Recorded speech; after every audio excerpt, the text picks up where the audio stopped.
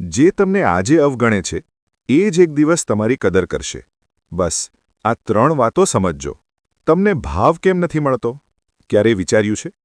કારણ કે તમે પોતાને સસ્તા બનાવી દો છો. હંમેશા ઉપલબ્ધ, હંમેશા તૈયાર અને કોઈ શરત વગર. પહેલી વાત, પોતાની કિંમત ઓળખો.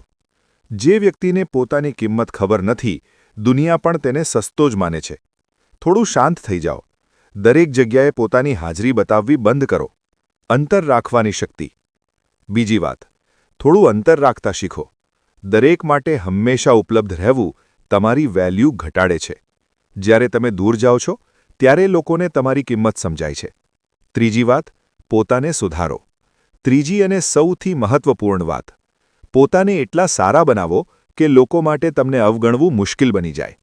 જ્યારે તમે જીવનમાં આગળ વધો છો, લોકો આપોઆપ તમારી તરફ આકર્ષાય છે. યાદ રાખજો, પ્રેમ, સન્માન અને ધ્યાન માગવાથી નથી મળતું, તે કમાવવું પડે છે. જે દિવસે તમે પોતાને સમજી જશો, એ દિવસે દુનિયા પણ તમને સમજવા લાગશે. તો બદલાવો, પણ બીજાઓ માટે નહીં, પોતાના માટે.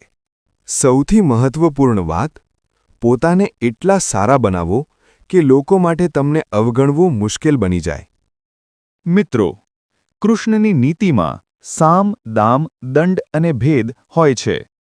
કૃષ્ણે લીલા દરમિયાન સારા અને ખરાબ બંને માણસો અને સમયને જોયા છે, અને જે તે સમયે તેમના નિર્ણયો હકારાત્મક અને વિવેકશીલ રહ્યા છે. તમે જીવનમાં આગળ વધો છો. લોકો આપોઆપ તમારી તરફ આકર્ષાય છે. યાદ રાખજો, પ્રેમ, સન્માન અને જ્ઞાન માગવાથી નથી મળતું, તે કમાવવું પડે છે. જે દિવસે તમે પોતાને સમજી જશો, એ દિવસે દુનિયા પણ તમને સમજવા લાગશે.